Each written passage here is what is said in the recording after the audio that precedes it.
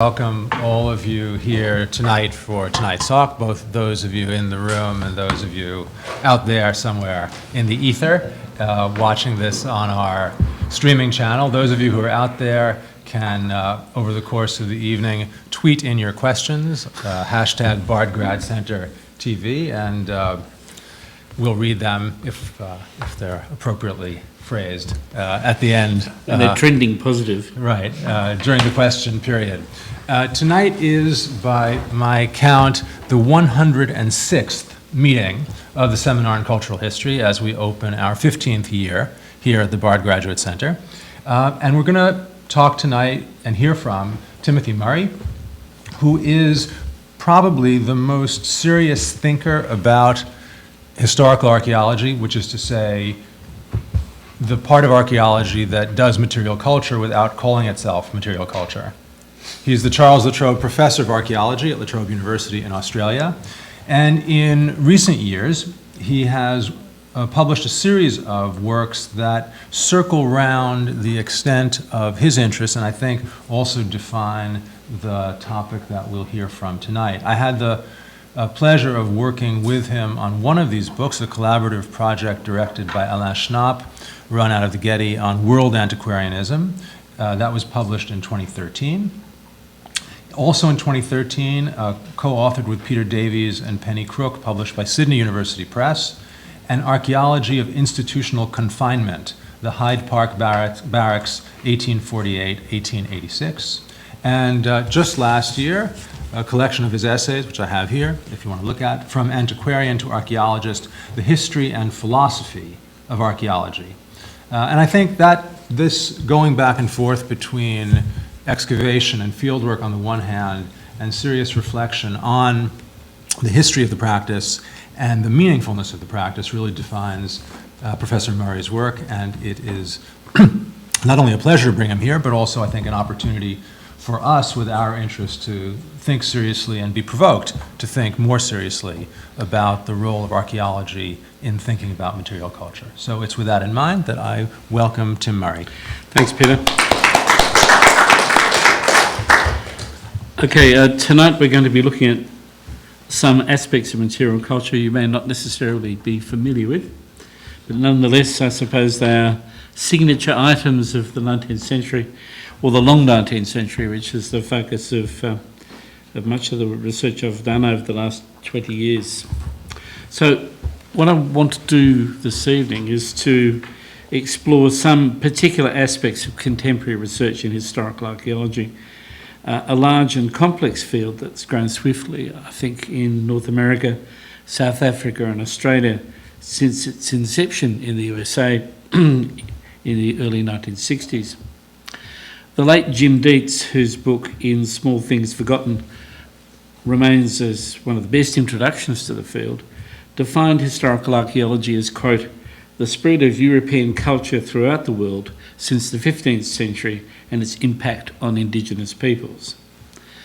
Given its genesis as the archaeology of the European colonisation of North America, at its core, historical archaeology has always sought to deal with two major concerns. First, how to make a contribution to cognate disciplines such as history and anthropology, and to persuade the practitioners of either of these that the archaeology of the modern world has something significant to offer them. And second, how to articulate local, regional, national and global scales in interpretation and analysis. Now, historical archaeology has always been concerned with transnational matters, particularly the great flows of people, material culture, technology and of course capital that left Europe for the peripheries and has been washing back and forth ever since. But this is far from the only context of historical archaeology, and it's long been understood that a multi-scalar approach to problem selection and analysis is a goal that we should strive to achieve. Needless to say, that's generally proved to be much more difficult to implement consistently in practice. Of course, both concerns are aspects of the same general question. What role should, or perhaps just might, historical archaeology play in the writing the history of the modern world? The interplay of global and local frames of reference and the challenges faced when both archaeologists and historians seek to integrate archaeological and written documentary information have been pretty constant topics of conversation over the last 40 years, and they're not going away. But this is a very broad field indeed, and I'm not going to be able to do more than provide a detailed characterisation of some of its many aspects. And I've chosen to focus on a few issues and contexts, particularly settler-indigenous relations, the establishment of colonies, the transfer of agricultural, manufacturing and managerial technologies, the movements of people and material culture, and the development of cities in the modern world, and in so doing to explore both national and transnational issues. So over this same period, the past 40 years or so, practitioners have sought to contribute to a broader understanding of how new societies were created from old, either immigrant or indigenous, and how class, ethnicity and gender have played themselves out in the nations created out of imperialism and colonialism. However, while these are to an extent local and unique phenomena, they have taken place within the broader context of global modernity. This broader context acknowledges that, especially over the past, at least the past 3 centuries, people around the globe have been participating in what has been called the modern world system, not only comprising flows of capital and trade, but also ideas, aspirations, and perhaps more concretely, material culture as various as locomotives and teacups. It is a commonplace observation that the pace and intensity of interaction between people scattered all over the globe rapidly increased during that time, and that the pace and intensity of social and cultural change matched this. These have been the centuries of mass production and mass consumption, of the increasing industrialisation of all aspects of life, which have been understood, especially in recent times, as having the potential to create a global social and cultural uniformity that might crush the identities of those societies and cultures which, for whatever reason, lose the capacity to generate and sustain distinctive identities. In the last decade or so, these have become highly sensitive matters as people contemplate the consequences of global markets and their local impacts. Equally sensitive are the challenges societies face from the movements of people, be they economic refugees, asylum seekers or illegals, and from the flows of culture, both to and from the countries of the West and within the West itself. So my interest focuses on a time when the British Empire, which you can see up there, my favourite map because there's Australia twice, not just once, was at its height. And I think, as any of you who are students of imperial history would know, the red stuff was only a small part of what they really were doing. You could colour most of the rest of the world sort of pink, given the level of British economic interest in what was going on. But this, at this height, when these flows of capital, technology and consumer goods and people were encouraged both within the empire and outside it, especially into the USA.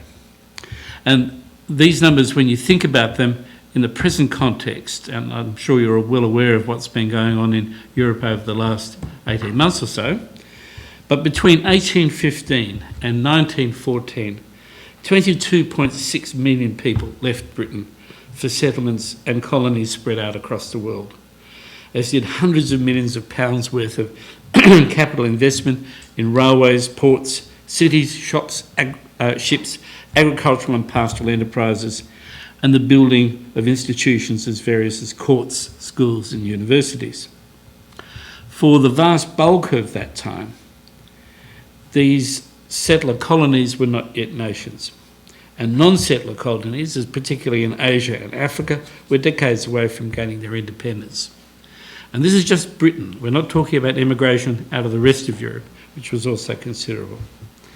Indeed, much of the visual as well as the conventional rhetoric of empire was of the mother, Britannia, and her daughter colonies, or as we see in this image of John Bull defending the virtue of his Australian daughters from the predatory activities of salacious Germans, Russians and others.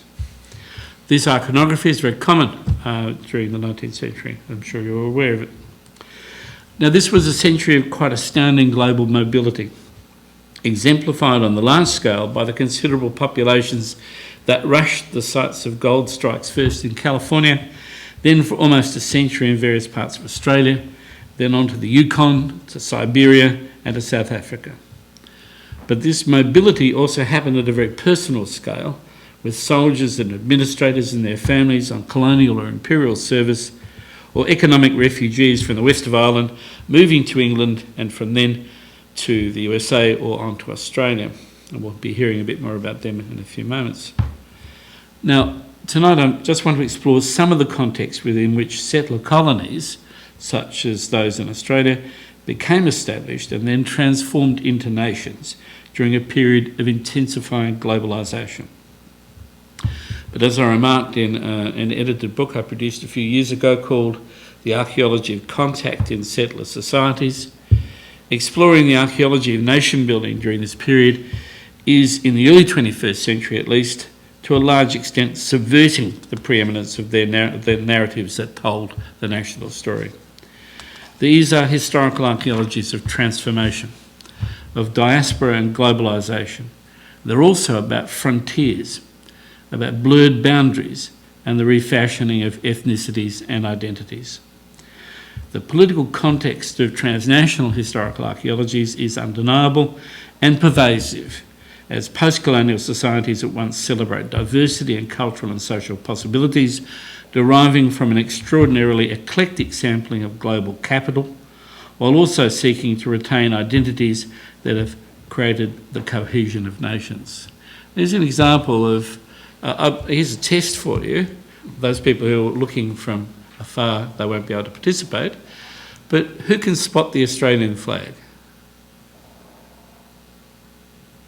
I know you would be able to. No comment. Which one do you think it is? Top right. Top right? Yes, correct. Those are the flags of just about every other English colony created during that period, everything from Fiji through to various states of Australia.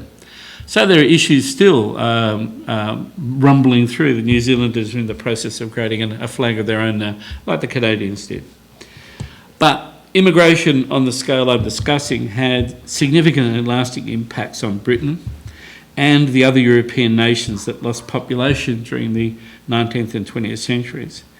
Most obviously, this was at the level of dislocated communities and fundamentally altered landscapes that were already significantly under pressure due to enclosure and industrialisation. These changes were well understood at the time, and there is just an immense amount of images related to just this thing, and there's a couple of them. The usual Victorian sentimentality. And the physical marks of emigration are enduring and continuing. And I'll just take a modern day example of northern Epirus. This is close to the Albanian border where we were doing fieldwork some time ago. And this is an abandoned landscape. It was abandoned in the 1950s. In these fields on the banks of the river, there are just tons and tons of Mycenaean sherds, but all of these areas were farmed, and in fact they're still owned by the various families, but unfortunately they all live in Melbourne. They left in 1950 because the banks they had their money in the Balkans have all been nationalised. So they were left with nothing. So this is, if you like, a proximate cause for migration, if nothing else was. So social dislocation in source countries such as Britain was also understood and widely discussed. Parting, that's northern Epirus again, it's a pretty part of the world. Okay, parting was always difficult. And you see these images are sort of both celebrating the fact of going, but also the sadness of being left behind. And there they are, hats waving. And this one here, a fairly common image of the period. But as the century unfolded and sea travel became faster, more reliable, and above all cheaper, contact by post at least kept the first generation of contacts strong. But these images, I have to hasten to add, are not always terribly accurate. Those of you who know anything about birds in Australia will know that that's a sulphur-crested cockatoo, and that's absolutely right. But this person here, who is masquerading as an Aboriginal person, is in fact a New Zealander. But it doesn't matter, one savage is pretty much the same as another, I presume. I think you're safe here with that one. What's that? I think you're safe here with that one. So we've got, these are, again, there's this notion of contact and, you know, on the other side of the world. People are talking about this stuff all the time. But when did English, Irish or Scottish immigrants become Australian? And how did this come about? The politics of connection and affiliation were deemed by some to be essential and celebrated in icons of Englishness. This is actually a representation of an event that actually occurred in Melbourne. Here is, where is it? Where's it? Ah, there it is. That's a primrose that came out on the boat from England and caused pandemonium amongst the emigre English who were lusting for home. And it looks like a religious experience for them. For others forced to leave their homes through eviction, as was the case of many Highland Scots, or starvation, if you were living on the west coast of Ireland, thoughts of home were perhaps not so rosy. Throughout the century, opinions changed in Britain, as well as in Australia, about the consequences of immigration for both societies. At times, British commentators lamented that the best of England were leaving for Australia, to the long-term detriment of the country. Now, that's a very famous image from Ford Madox Brown, once voted the most popular image in England. You see the person at the back shaking his fist at the white cliffs of Dover, and there's the hand of an immigrant baby, staring steadfastly into the future. At others times, the emphasis was placed on ridding England of the poor and the destitute. Again, there are just hundreds of images very similar to this. Of course, it was never that simple. Colonial governments most certainly did not want people who were incapable of making their way in the periphery, but there was a strong sense that provided with opportunity, people of whatever class could thrive, especially women. And there are, again, a long series of images about immigrant women, some in the form of cartoons, as you can see, and some a great deal less flattering. Again, there were many people who earnestly believed that in places such as Australia, it was possible to both shed the light of Anglo-Saxon civilisation in places where the darkness of savagery and barbarism had up to then flourished unchecked, as well as to create better societies, not just for those at the bottom of the class ladder. And you can see the images of immigration themselves. There's the people who are obviously at the poor end of the scale, but as you can see at the top, up there, people with rather more money. But for all of this to occur, the political and cultural connectedness of empire was paramount, and technology was to be the agent for pulling off this difficult trick. And there they are. Certainly there were many who believed that the flow of history favoured a founding father of Australia, William Charles Wentworth. He wrote a poem called Australasia, which at its height concluded, "And, O Britannia, shouldst thou cease to ride despotic empress of old ocean's tide, should thy tamed lion spent his former might, no longer roar the terror of the fight, should e'er arrive that dark disastrous hour, when bowed by luxury thou yieldest to power, when thou no longer freest of the free, to some proud victor bends the vanquished knee. May all thy glories in another sphere relume and shine more brightly still than here. May this thy last-born infant," and he really believed it. But of course, the job of maintaining racial and cultural destiny through the politics of imperial cohesion was always going to be difficult. Notwithstanding great flows of population, capital and technology, and despite the transference of political and cultural institutions, class structures, ideologies of domesticity and social aspiration, underwritten by the mass consumption of mass-produced consumer goods, newspapers and magazines, the point of colonisation was also the beginning of a journey of separation and differentiation. There are many reasons why this happened. All settler societies generated internal tensions from a variety of sources, among them labour and capital, gender, cultural diversity among the immigrants, and of course relations with Indigenes. Resolving these required local solutions, sometimes at odds with the wishes of the metropolitan. The political and social evolution of settler colony into independent nation is thus understandable, even if its causes, precise histories or consequences can be debated. As Jan Smuts, one of the great imperial figures, remarked to the Imperial War Conference of 1917, quote, "If we are to continue as nations and to grow as nations and to govern ourselves as nations, the great question arises, how are we going to keep this empire together?" Now, through all of this, much less attention has been paid to the role played by material culture in this differentiation and separation from Britain. And so, for the rest of the time this evening, I'm going to focus on some aspects of technology transfer, trade and migration that will help provide a bit more contextualisation for the issue of how an increasingly globalised and homogenised material culture could end up being read by its consumers in culturally heterogeneous ways. Histories of settler societies such as Australia have long stressed the importance of technological innovation and spurred on by isolation, or as Geoffrey Blainey put it, the tyranny of distance. But such histories have also understood the overwhelming significance of the development of the global market. As Kane observed, between 1800 and 1850, the volume of world trade grew by 2.5 times. Over the next 60 years, it was to increase tenfold. It is widely understood that the discovery of the enormous reserves of gold, first in California and then in Australia, was an important impetus for growth.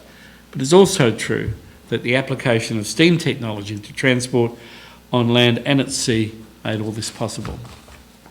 So, on to a brief example of technological transfer. Now, one of the great vehicles for private investment and for imperial consolidation was the railway. And very shortly after the Rainhill trials of 1829, where Stephenson's locomotive triumphed over all comers, the railway age began right across the world.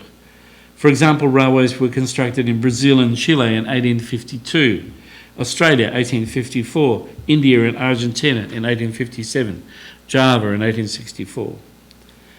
British mechanical and civil engineers were at the forefront of this revolution, which began with the Liverpool to Manchester Railway in 1830 and finished with the construction of the great continent-spanning railroads such as the Union Pacific in the USA, the Trans-Siberian and the Indian Pacific in Australia. Take the case of Stephenson's. Locomotion number 1 was built in 1825, and they began exporting locomotives to America in 1828, France in 1829, Germany in 1833 and Russia in 1835. By the end of the 1830s, Stephenson's had exported locomotives and railway technology to almost every European country.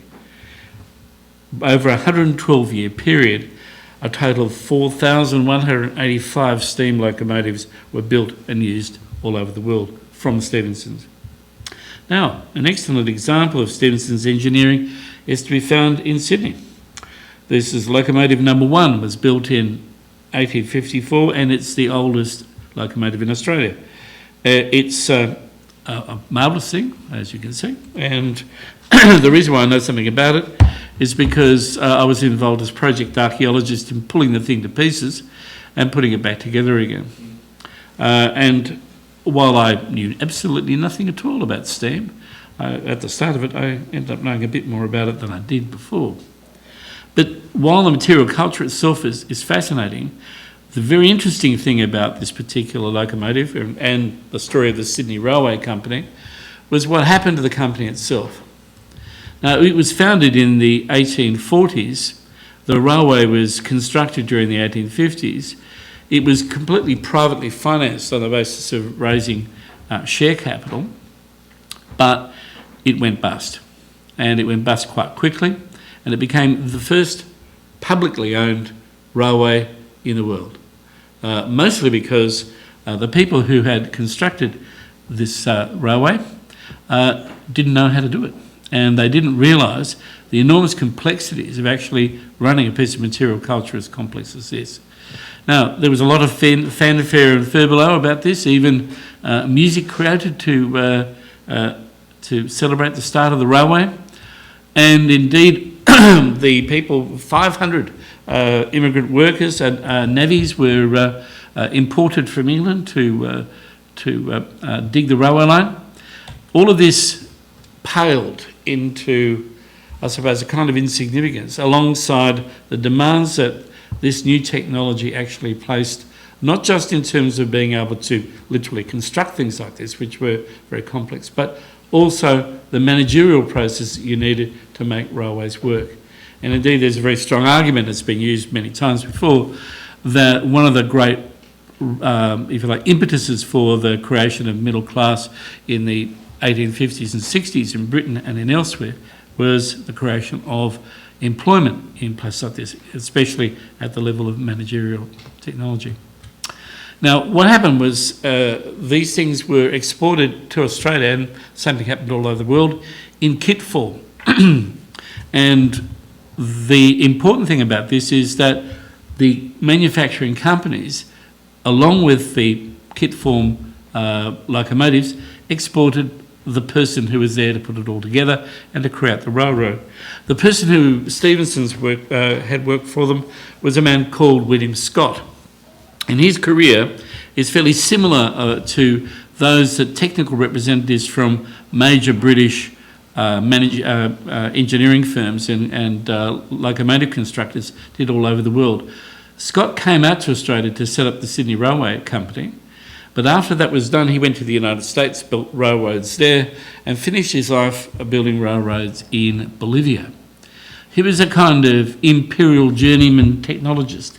And those of you who have an interest in the history of the European Bronze Age would know that Gordon Child once famously equated the people who, in the Bronze Age, moved Bronze Age technology around. These were tinkers, he said, were people who literally spread science through Europe during the Bronze Age. And this is, I suppose, a 19th century example of the same thing. So this is what it looked like when it was running, and here we are in the process of pulling it to pieces. That's what it looks like. When you actually do this sort of stuff, what you find is not just the complexity of the construction, but also really interesting things about maintenance, that sort of stuff. The timber that was used to clad the boiler all came from the Baltic. So there's a kind of global reach in terms of being able to, A, buy the technology, but then also follow it up with its maintenance. So there it is in pieces, looking beautiful. And I want to finish this particular section talking about a man who is, I suppose, a perfect example of the kind of technologist that is moving material culture around. His name is Robert Maitland Brereton, and he lived between 1834 and 1911. In 1853, Brereton studied practical mechanics at King's College in London, after which he was employed by I.K. Brunel to assist in the design of the Royal Albert Bridge across the River Tamar at Saltash and the construction of the Cornish Railway, which are great technological feats. Subsequently, he worked on Paddington Station and the SS Great Eastern, two of Brunel's greater projects. In 1857, he went to India to begin the construction of the Bombay to Calcutta Railway, which was a joint exercise of Stephenson and Brunel. This was a truly vast engineering undertaking spanning thousands of miles, including the design and construction of scores of bridges and other engineering works. And the railway was opened in 1870. Brereton left India for San Francisco in 1871, where he played a significant role in the development of irrigation works in the San Joaquin Valley, earning strong support and praise from the US Congress for his work. Significantly, Brereton sought backing in Great Britain for both irrigation and immigration schemes to California. In 1872, pamphlet he wrote, Project for English Middle and Yeoman Class Colonies for California. He described the productivity of the land and drew attention to the opportunities, including the welcome that would await immigrants. In 1879, he was on the move again, back to England, where he became surveyor of the Norfolk County roads and bridges until 1855, when he became a commissioner for immigration in the Highlands of Scotland, and then, after all of this, retired to Portland, Oregon. Now, the process of technology transfer doesn't stop in the 19th century, nor was it confined to heavy engineering. One of the most marvellous examples of technology transfer was the introduction of breakfast cereal to England during the 1930s and 40s. But we'll move on from that. It's possibly not a weightier topic. But it's an interesting one about the rise of global economics. Now, but I want to conclude this section with a quote from Hedrick, who's a historian of imperial technology transfer. And I think he sums it up quite nicely. Quote, "Steam, cables and the Suez Canal revolutionised the relationships between East and West more than did the great discoveries of 5 centuries earlier. The Portuguese caravels and Spanish galleons had closed the global ecumene, bringing peoples all over the world into contact with one another. The new technologies of the 19th century deepened these contacts into a constant flow of goods, people and ideas. They turned isolated subsistence economies with limited trade contacts into parts of a single world market in basic commodities. They shattered traditional trade and political relationships, and in their place laid the foundations for a new global civilization based on Western technology." This is a complicated process, this business of defining peripheries and metropolitans using material culture. And I've got an example coming up of what happens when colonies need to resolve local issues in ways that are very much against the interests of the metropolitan. The William Salthouse is one of the oldest and most important shipwrecks to be discovered in Victoria. As a British cargo ship built for the Salthouse Company in Liverpool, she sailed on trading voyages to the West Indies, Mauritius, India, Singapore and Batavia. In 1841 she was sold and then sent to Canada, where a cargo for the young Australian settlement at Port Phillip was assembled and loaded. Unfortunately, the William Salthouse never made its final destination, but sank on its way through the Port Phillip Heads, carrying a cargo valued at £12,000, which was a considerable amount in those days. It included 394 barrels of flour, 241 barrels of salted beef, 355 barrels of salted pork, etc., etc., etc. A large quantity of pine boards, but perhaps most interesting, 20 wicker baskets of champagne, 5 cases of sauterne, and 1,000 bars of iron, as well as nails, whisky, bottles of stout, snuff, crackers, cheese, corn, brooms, mustard and oars. The voyage from Canada to Port Phillip Bay had taken 5 months, and there was been a wholly speculative exercise funded by private investors in the colony seeking to make significant profits. Now, a survey was carried out and some quite extraordinary discoveries were made. These are the barrels and hogsheads. And you can see, if you look closely there, at one of them, a point of manufacture of Montreal. Here's a drawing of one of those hogshead things. These are ribs and briskets. They're coming from North America. Excuse me. There we are. What's interesting about these images is they contain stuff that shouldn't be there.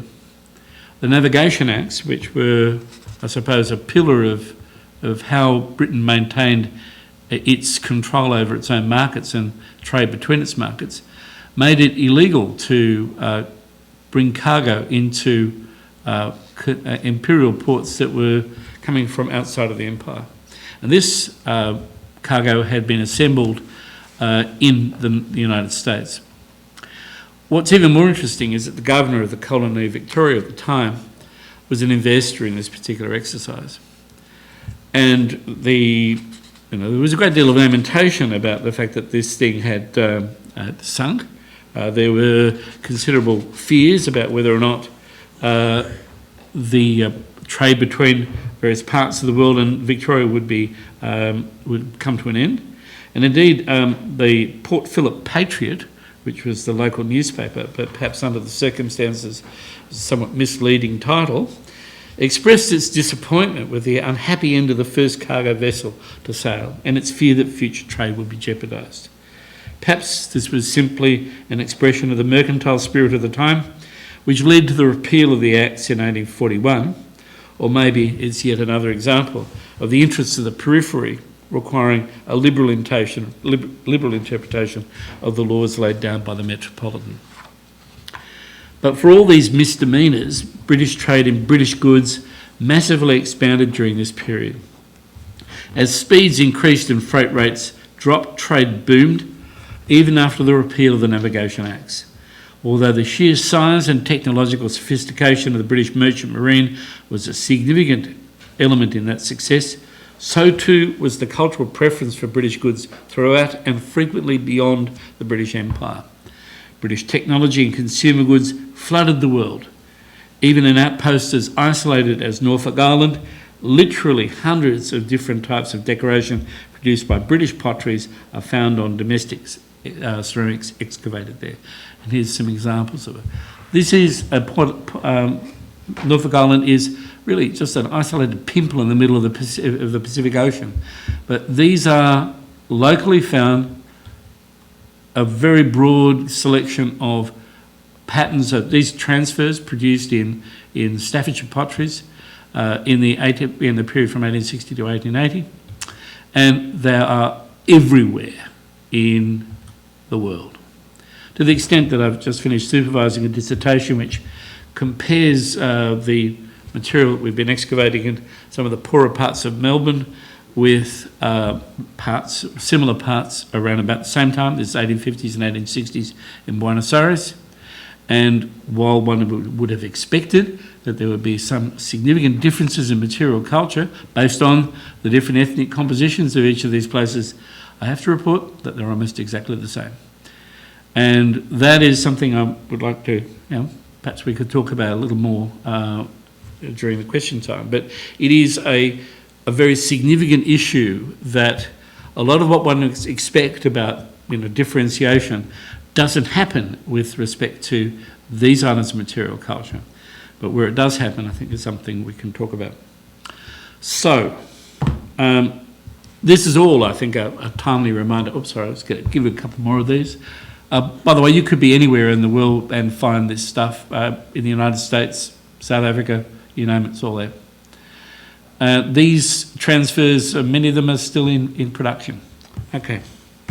Now I want to talk about the Hyde Park Barracks because it's apart from the fact that it's an interesting example of institutional archaeology. It does give you some indication, or will give you some indication, of the scale of the archaeology of these sorts of places. Traditionally, urban sites are massively, they're just extraordinary numbers of material culture, items of material culture are found. Here in this city, with the excavation of 5 Points, there were hundreds of thousands of artefacts, many of which, of course, no longer exist. But similarly, in Melbourne and Sydney and San Francisco, your average urban site would have anywhere between 500,000 and 1.5 million artefacts. So these are massive. And if you compare consumption at that level in the 1850s and 60s with consumption even 50 years before, they are orders of magnitude different. So you might want to think about that as well. But the Hyde Park Barracks is a particularly important place because it is the largest collection of 19th century material culture that relates specifically to women. And it's a truly fascinating collection of material culture.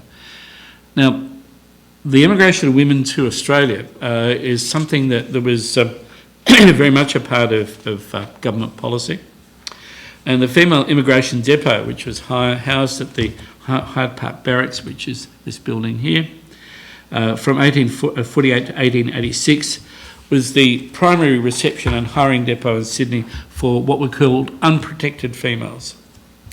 During its 38 years of operation, the depot received thousands of working class Irish, English, Scottish and Welsh female immigrants.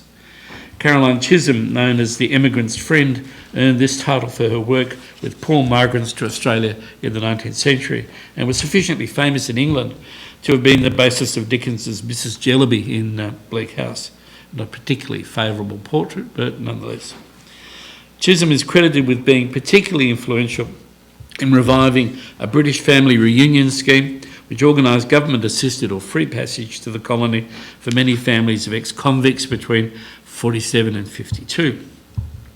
The impoverished families of Irish emancipists dominated the scheme, and the barracks contains a powerful memorial to their journey. Now, I know there's a famine memorial down in the lower west side in Manhattan, which I think is a recreation of a village in Donegal. This memorial was opened by the then President of Ireland as a memorial to the Irish famine. And it has inscribed here, in this wall here, the names of a selection of the people who passed through the Hyde Park Barracks. One of whom, there is my great auntie Bridget. Came all the way from Galway when she was 16. The important thing about this particular place is that it represents the adaptation of what was as you can see from the plaque, a place where male convicts were housed, and was transformed first into an immigration depot and then into an asylum for destitute women. And it operated through in this way right the way through to the 1880s.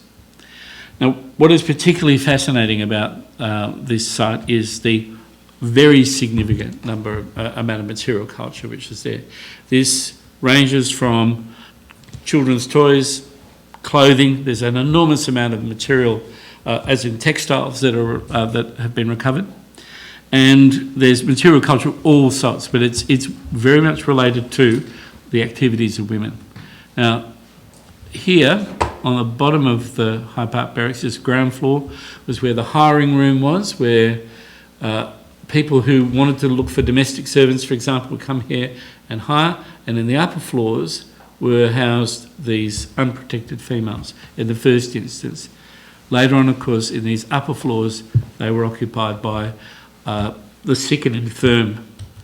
Now, archaeologically, this is a particularly interesting site for us because, if you don't mind me talking about archaeology for a bit, down the bottom here, as part of the restoration works of the building, all of this stuff is excavated. So there's, if you like, underground deposits that are there.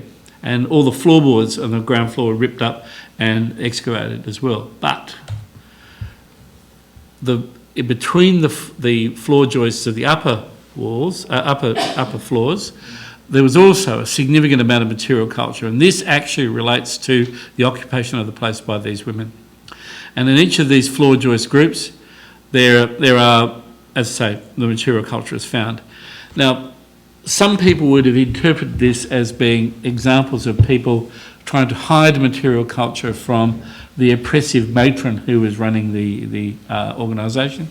Other people see it somewhat differently, that in fact, these are people who are in fact storing stuff, not necessarily hiding it.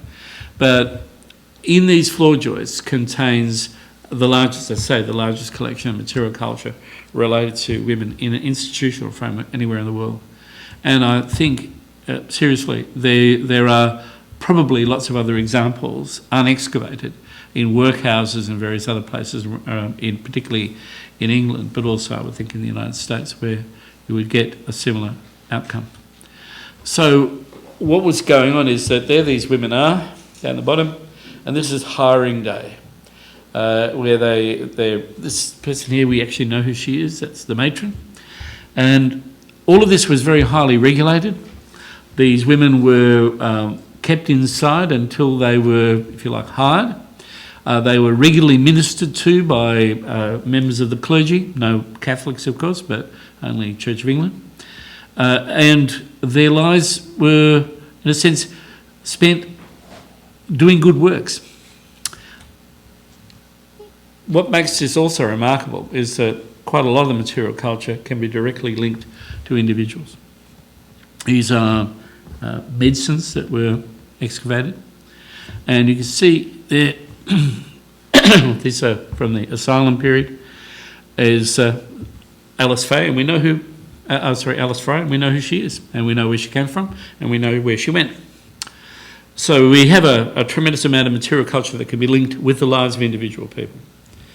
So the message, I suppose, from the High Park Barracks, which is sort of one other example of this kind of global archaeology, is that the process of migration throws up material culture of this kind, and it's also throws up connections. Alice Fry, for example, we pick her up on the other side of Sydney 15 years later in an excavation down at the Rocks, where she's living with her 2 children.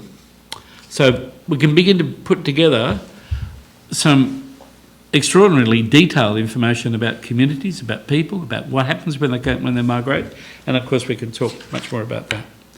Now I'll close, because we're running out of time, with just a story. One of the things that is particularly attractive about this collection is that there are a large number of letters.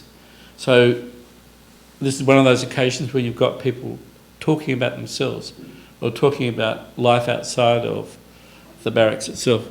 And as you can see, they're a remarkable state of preservation. But my favourite, apart from the absolute snowdrifts of religious tracts that you get and improving works that these poor women were subjected to, I think it's a fantastic. It's a book which is called The Economy of Human Life, translated from an Indian manuscript written by an ancient Brahmin. This book was a very common and popular book of religious instruction. It was fashionable from 1750 well into the 19th century. It discusses the rules of life, its ethics and precepts.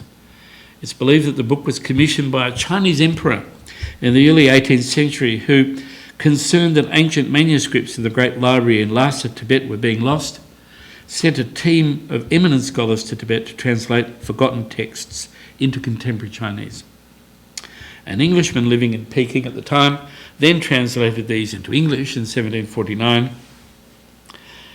The work was in fact later attributed to Lord Chesterfield, but it's now thought to have, the author of the work was none other than Robert Dodsley, a provincial 18th century bookseller and occasional writer and dealer in fraud.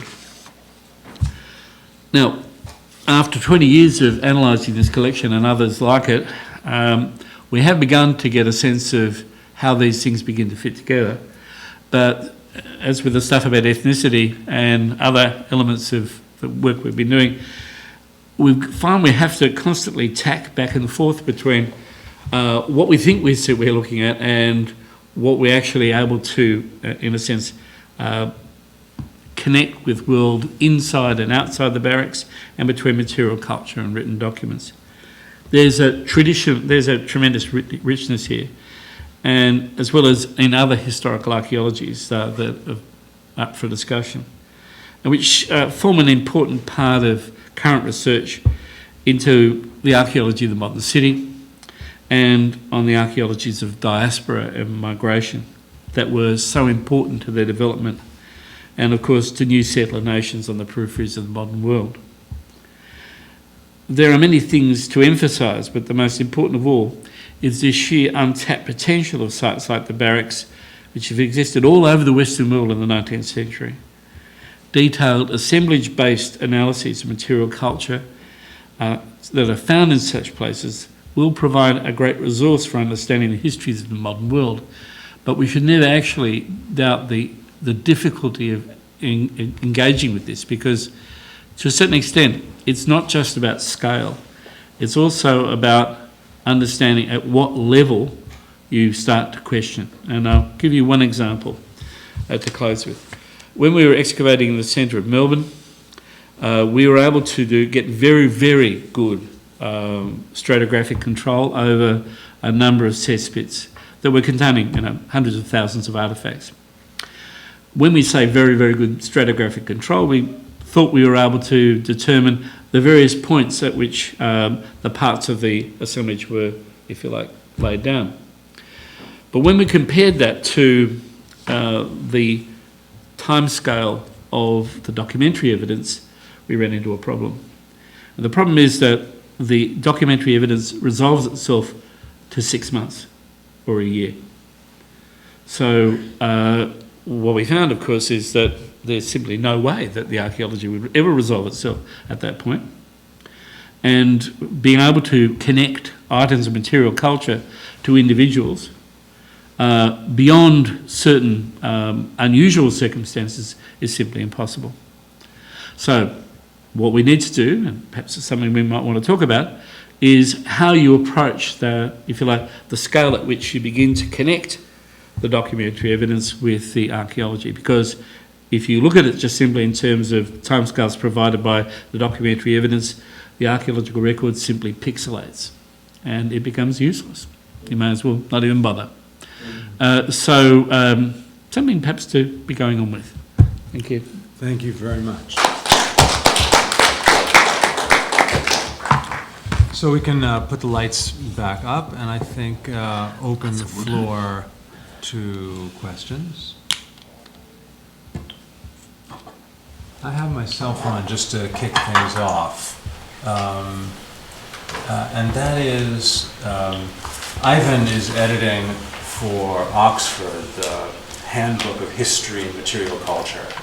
So how would the story be different if every time you said historical archaeology, we struck out those words and dropped in history and material culture?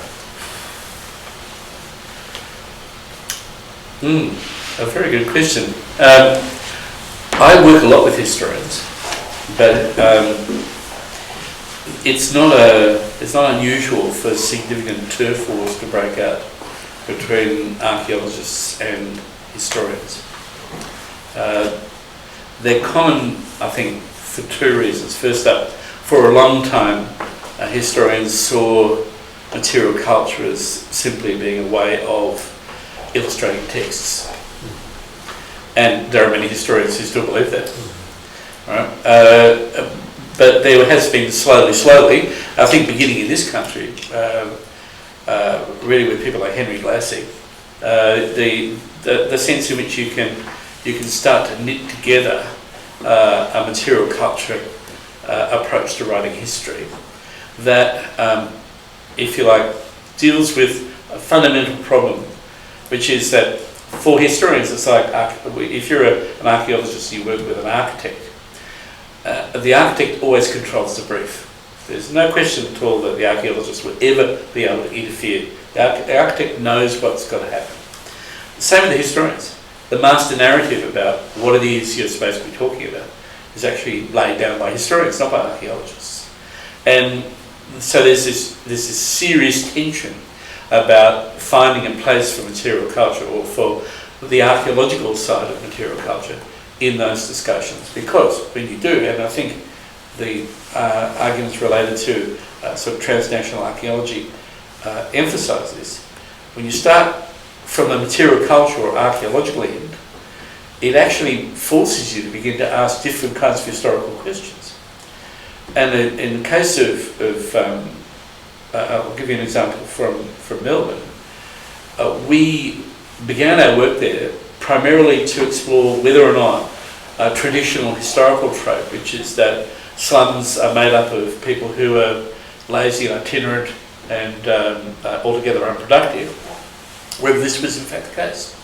And we did very detailed work and established in fact that it was in fact the opposite, that slums were very much more complicated places than we've been led to believe. And it took a lot of effort to persuade the historians that the material culture was giving a quite different kind of reading. So that then starts you on a different set of questions. And indeed, that's where we've been going for the last 15 years, which is, if you look at the archaeology of urban settlements, it's traditionally been about the archaeology of the household.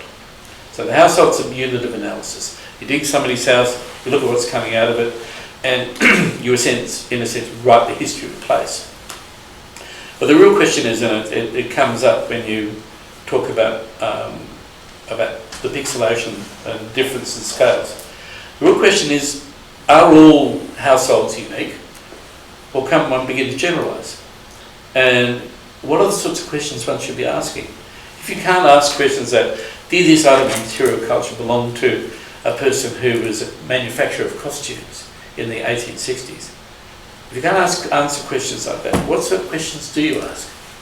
And that, if you like, kickstarts a completely different way of approaching things, which is, now, you would say that the sorts of questions you would be wanting to ask about a domestic deposit in a house lot in Melbourne or in San Francisco or whatever would be shaped by how similar to or different from similar deposits of similar time periods in other parts of the world. You'd be wanting to understand whether the material culture signatures were going to be the same, whether you could track ethnicity. I'm sure there are lots of examples about how the archaeology throws up these counterintuitive outcomes. A very good example comes from the work of Adrian Pretzelis, who works in San Francisco. And his essay, Becoming Jewish American, deals with excavating the houses occupied by Jewish refugees from the Pale in the 1890s. These people were Hasidim, so they were seriously engaged in kosher, right? You look at you excavate the sites, and they're eating shellfish, and they're eating pork. And you ask yourself the question, why the hell's going on? And we can talk about that because this is not uncommon. An example even closer to home, the Melbourne General Jewish Cemetery is occupied by large numbers of very poor Jews who are buried in mass graves. And they're unmemorialised, which is completely counter to what people are supposed to be doing. But the people who are doing the burying are middle-class Jews who come out from England, and they wanted to be more middle-class than they did want to be Jewish. But as you know, these things happen when people migrate, when those boundaries are blurred. It's a long way of answering your question, but I think if you dropped historical archaeology, just talked about history and material culture, you missed the archaeological dimension, which is a critical thing. Because you could continue to look at material culture in if you like, an archaeological way, and have it substituted by the historical narrative. You're not going to get that historical narrative, in a sense, disturbed unless you start asking questions, unless you take seriously the fact that the material culture you're looking at has an identity beyond what the historian might want to do with it. Does that answer your question? So the actual methodology of archaeology, stratigraphy and excavation, operates as a kind of, what would one say, a kind of alternate reality to the text, a check on the text, a proof text? All of the above. It can be a completely different story. It can reinforce what the historical texts tell you. All of these things, we've seen them all happen. Sometimes all of the above in the same site. And I guess the alternative, I'll just put it out there, the alternative would be the museum, right, where you don't have the kind of context as it was laid down in time. No, It's disrupted soil. It's completely decontextualized, or whatever context is put in there is other than if you excavate. I think it's hard, and unless you go through the process of actually excavating and documenting a site. It is very difficult for historians to understand that just simply getting to the point of becoming evidence is a huge amount of work involved in, and a lot of judgments calls that are being made about that. You've been wanting to ask a question. Yes, just to return to the women needing protection who have come in and the richness of material remains that you discovered. Were these presumably brought with them? I mean, it's the question of imported and local, whether you can match them up with other, what was being produced. Were they allowed, out to shop or buy, or did they bring their precious belongings with them? That's a very good question. The textiles of the High Park Barracks are just simply remarkable. There's nothing like them anywhere in the world. And we're talking about a very large collection. But one of the things that's fascinating about it is that most of them are purple. The bits of fabric are purple. which of course raised the question, what's going on? And it didn't take very long to figure it out, but it's kind of instructive that the women who were running the if you like, the migration societies in London didn't want these unprotected females to fall into evil ways in the 3 months or so of the voyage. So they thought the best thing to do would be to keep them busy sewing. And what they then did was say, well, fine, okay, that's good, but they've got to have something to sew. So they then would go to their friends in Liverpool or Manchester and say, look, we're after a significant amount of cloth. What have you got? Can you give it to us? And so what we got was all the stuff they couldn't sell that was out of date, and it was all purple. So a lot of that, what they brought in, came with them on the boat. People actually were able to take stuff with them.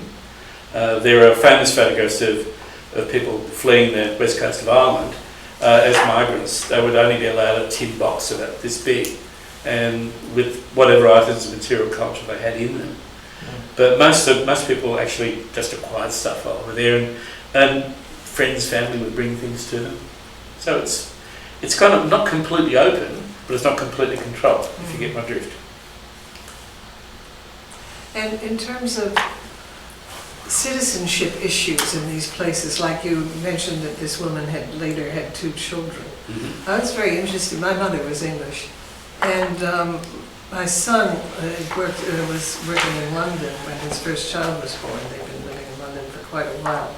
Had my mother been born in the colonies, my first grandchild would have automatically been English, because there were apparently rules there that they wanted to promote the English population and increase it. But because my mother was born in Manchester, and actually her family was very involved in cloth trade, the Dane cloth, and I've got some of these wonderful little booklets that they published right after the war in terms of the African trade, talking about very tenderly about how they hope to keep everything going, and they wouldn't be better with wonderful pictures of Kente cloth on the cover and stuff. But, so she was citizenless for a week until they could get to the American embassy and register. But I wondered at what point, whether that was a general rule all along, that if you were English and you produced children in the colonies, they were English. It was a rule until about 1975, when anybody, if you were born in Australia, you were able to have British parents, you would be able to claim British citizenship. My son now lives in Sydney, Australia. Right. It's not the case anymore, let me tell you. But it's kind of a strange thing. Thank you. Thank you for your talk. I mean, I want to return to Peter's question, and I must admit, from the moment I realized that you're speaking from an Australian viewpoint, I was struck with this Auerbachian problem. Famously, Auerbach writes that if he was not in Istanbul, his famous book would have looked differently because he had a different library. Edward Said saying that, if he was not in the Upper West Side of New York, his book about Orientalism would have looked differently. And here you are generating a narrative that is historical and at the same time archaeological. And I was wondering, where is the viewpoint and where is the geographical locale of you as an historian, and how that changes these 2 parameters as in both cases in a way, right? Mm-hmm. Because, archaeologists can come with a chopper and land and do something and then go back somewhere else and write their conclusion. Mm-hmm. And historians obviously do that all the time, or they just don't have a chopper. And I'm just wondering here where is the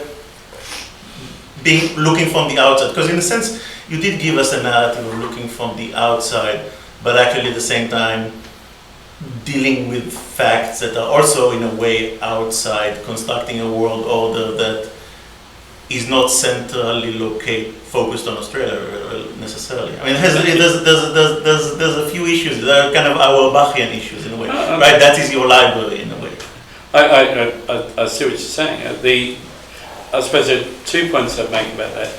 And I did already mention that when you talk about immigration in the present day, it's extremely fraught. And getting fraughter, if I might murder the English language.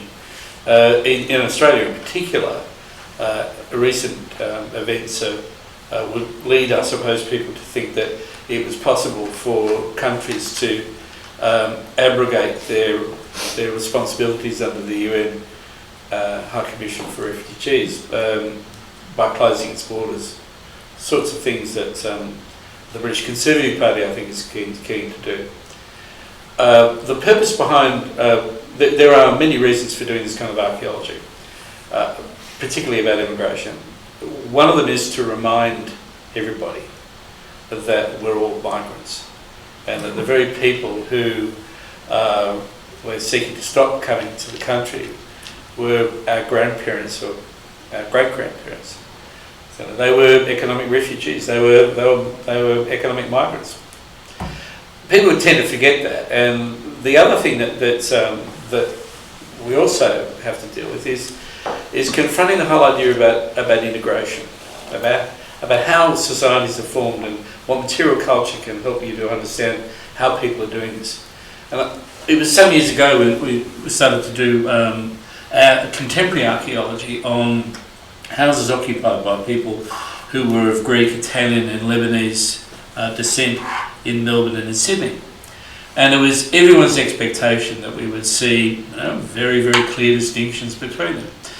The only thing that we were able to really discover was that there were significant commonalities between them, notwithstanding a favouring by the Lebanese of velvet pictures of Elvis, and that was a particularly strong trait.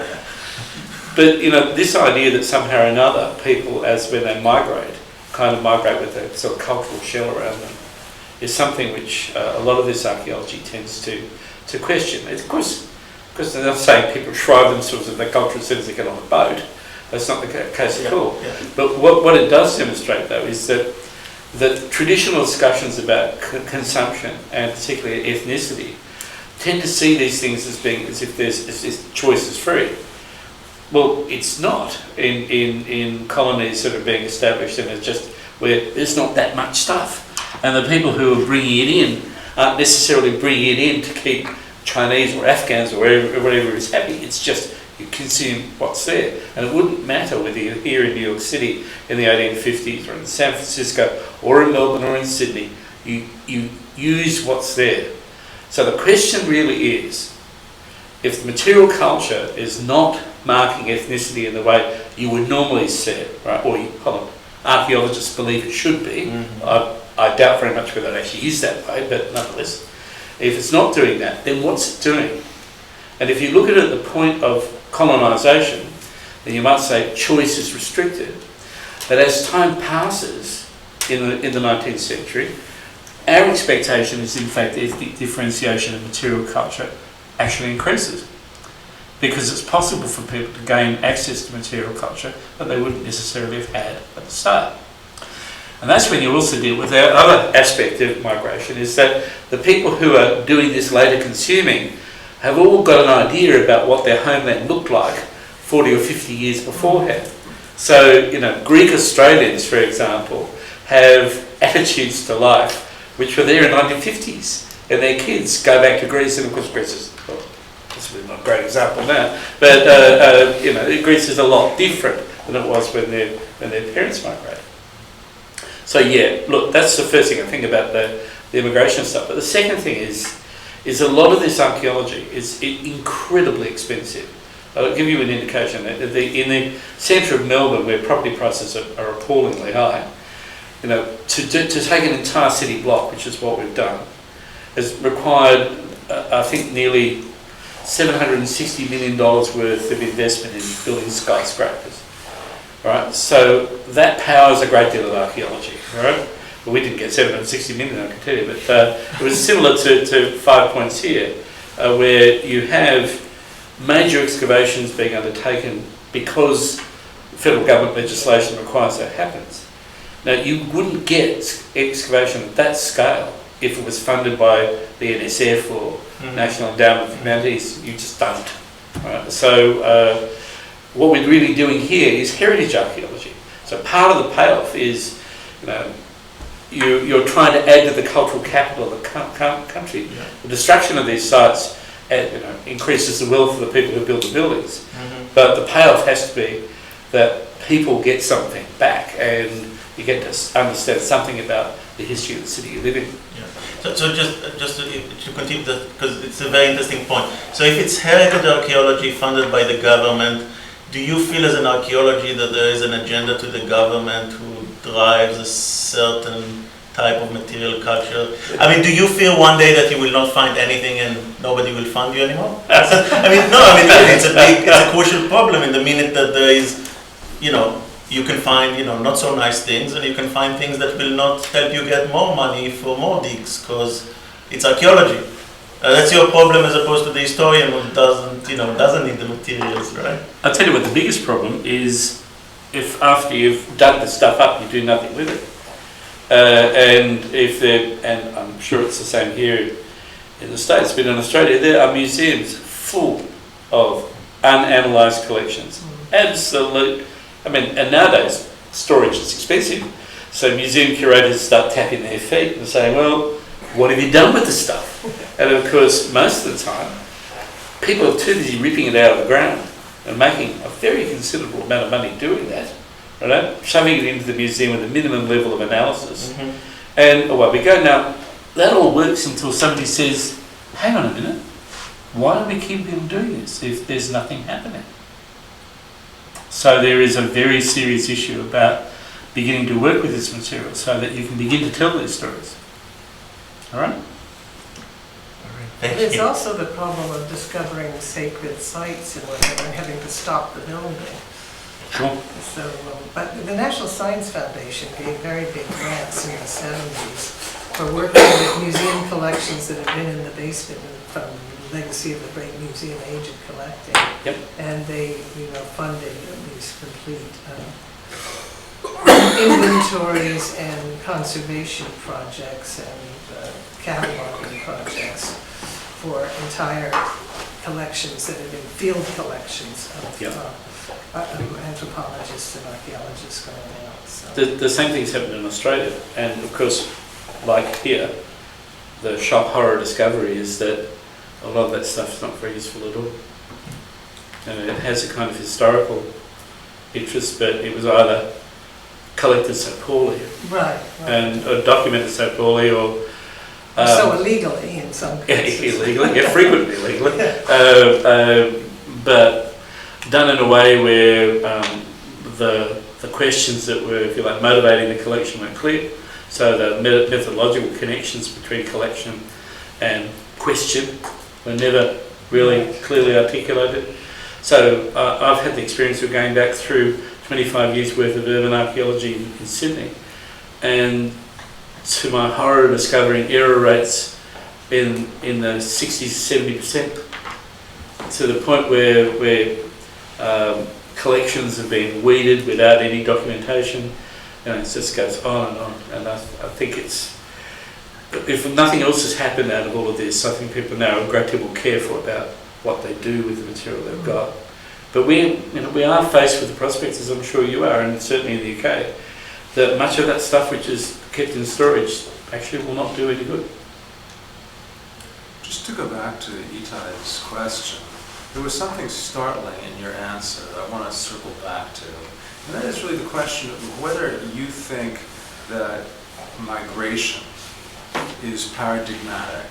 I mean, is it an accident that you work on it because of where you live? Back to the Auerbach issue, though Auerbach actually had access to a good library. It's a bit of a myth that he himself manufactured. The myth that he manufactured, Right. yeah. So here's the thing.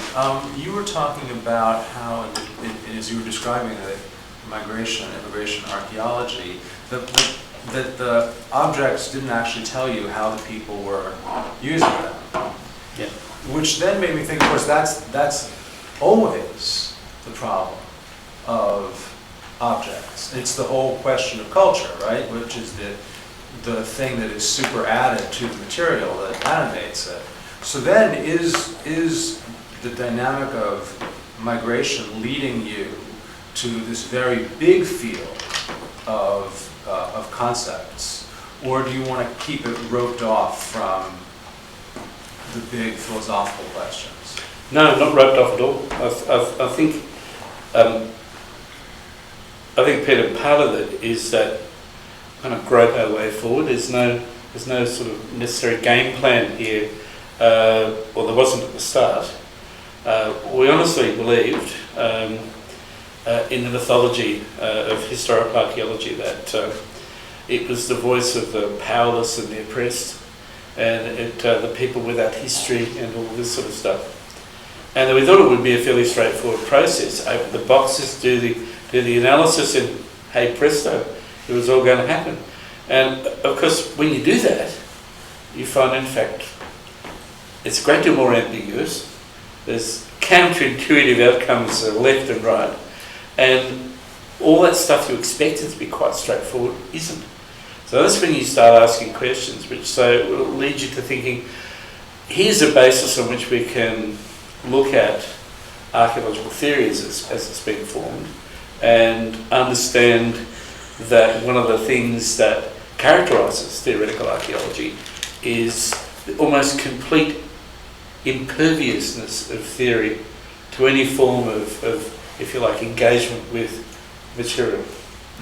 It's as if the two things exist in separate realms, which is very good for both sides to a certain extent. Because you'll find the majority of archaeologists will be working with concepts that have been there since the mid-19th century, even though there's a lot more talk about theory and paradigms and all this other stuff. Not really. I mean, typology is a fairly basic concept which they use. But the thing that animates the material culture is a set of assumptions about culture itself. And those are the assumptions, if you like, that get the thing rolling, but they assume what you actually have to prove. So you find frequently you're locked in this kind of completely circular approach. See, it's a bit like race, language and culture. How do you disentangle them? Nowadays, we know, but archaeology depended upon the concept of culture, and still does, although it doesn't do so quite so overtly as it did in the 19th and early 20th centuries. But the concept of culture that they were using had a view of culture that it was homogeneous, static, and was in a sense closed. Now, that's completely the opposite of what we understand cultures to be like, where they're dynamic, they're heterogeneous, and they're open. So if you have something like that, what does that do to your capacity to order material? Makes it bloody hard. I should say I'm an archaeologist, so kind of going back to your first question about history, how does history relate to archaeology? I was interested in what you think of what is, in your opinion, the most significant kind of temporal scale at which archaeology may give us a hint about. So like, and history kind of blurs scales too. Like, is it a human life, like a generation?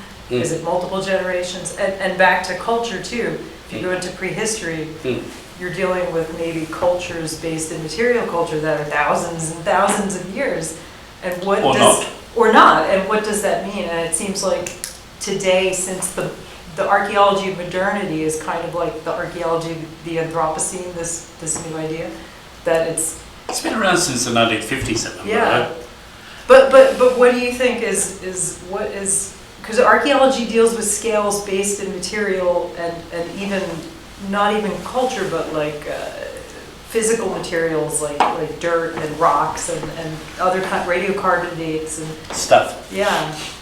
Yeah, I think I started life as a prehistoric archaeologist, excavating sites that were 40 to 50,000 years old. And I have a professional interest in time, which is one of the reasons why I kind of like this idea about scales. It first dawned on me that we had a fairly serious problem when I stood at the bottom of a column of sediment that was 2 metres deep that represented 35,000 years of human occupation. And even with the most detailed radiocarbon sampling process we could get, we couldn't get a chronological unit smaller than 2,500 years. And that is, for economists, for a unit of sediment about 5 centimetres thick. Okay. Now, if you think about a unit of sediment that's 5 centimetres thick, how thick is that?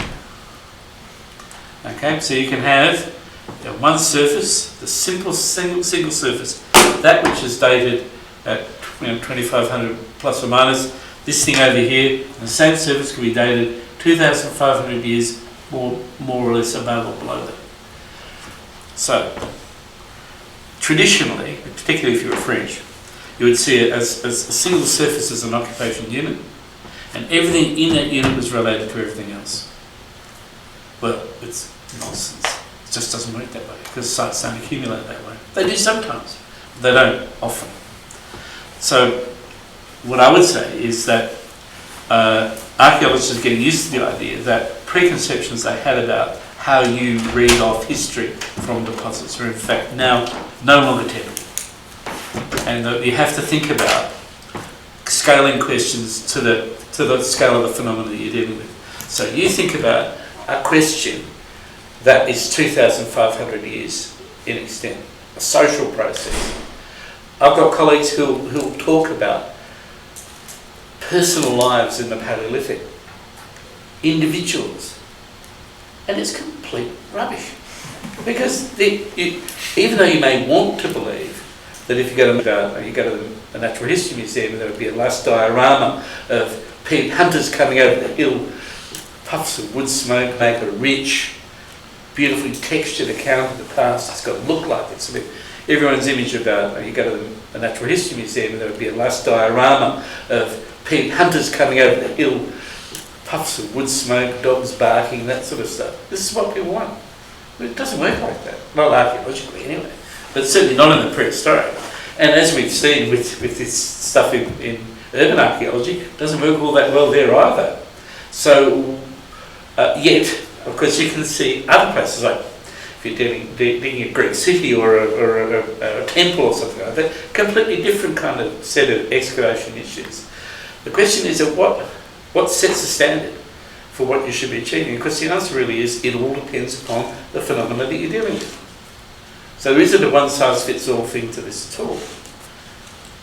But the problem, of course, is that everyone's acted as if that's what you should do. Do you see what I mean? Absolutely. But it's a real shock. So, I mean, you think that the first great revolution in archaeology was the discovery of high human antiquity. The second one was when radiocarbon came in. The third one was when potassium argon dating came in, which allowed the prehistory of East Africa to be written. And there is a great story behind this. Sonia Cole wrote the prehistory of East Africa in 1959, when this before the first potassium argon dates came out, and she found it impossible to connect Australopithecines onto the human line. So she had a human history of about 1 million years. In 1961, the second edition of her book came out, after the potassium argon dates came in, and the same story was told, except it just got shoved back a couple of million years. So that's the second one. The third one was when we began to understand just how radiocarbon ordered deposits. In other words, the whole idea about how archaeological deposits are created.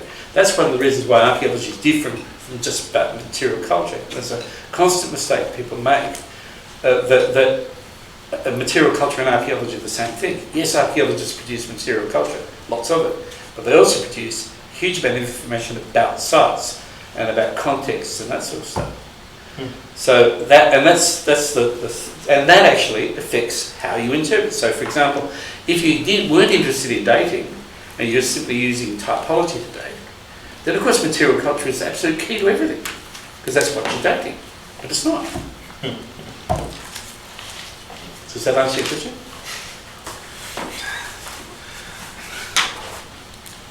Any more? Other question? No? Well, if not, I think we'll rub our heads and snagger out into the night, feeling that there's no firm ground even underneath our feet. And for that, we thank you very much. No,